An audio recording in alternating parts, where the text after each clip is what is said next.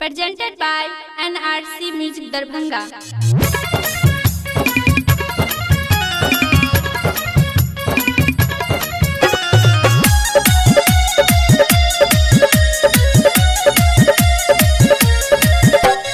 Music by Mantu Manish. अभी आप सुन रहे हैं NRC Music की शानदार प्रस्तुति। किया बनाई ले बाबूजान एक सोहबारा नंबर घूमे गाँव में। गया बनाई ले बाबूजान एक सोहबारा नंबर घूमे गाँव में। आगे बढ़ के रसीला जताऊ पाँव में। आगे बढ़ के हमारा जताओगे पाँव में। किया बनाई घूमे ये बाबूजान एक सोहबारा नंबर घूमे गाँव में। किया बनाई घूमे ये बाबूजान एक सोहबारा नंबर घूमे गाँव में।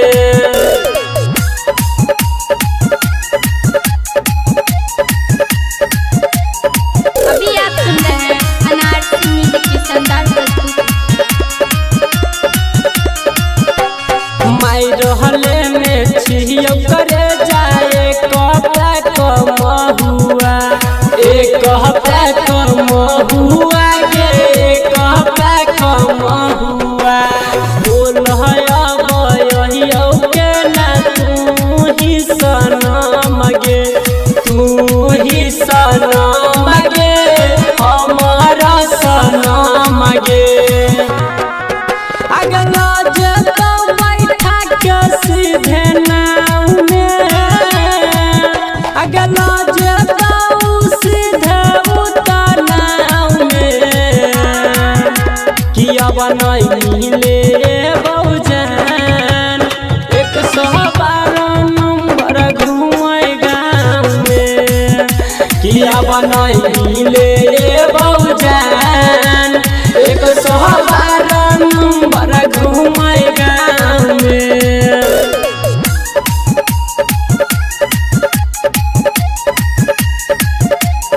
अभी आप सुन रहे हैं NRC Music की शानदार प्रस्तुति। छला बेरा गहिने रहिया एगो हम गाना।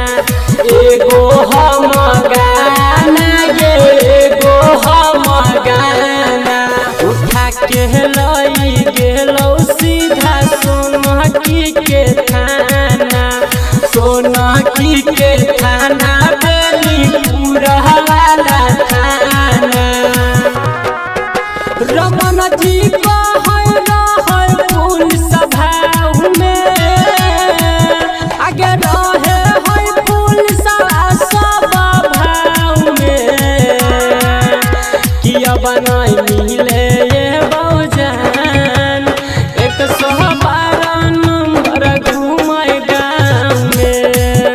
किया बनाई मिले ये बाबूजान एक सोहबारा नंबर घूमे गाँव में। NRC Music Darbhanga।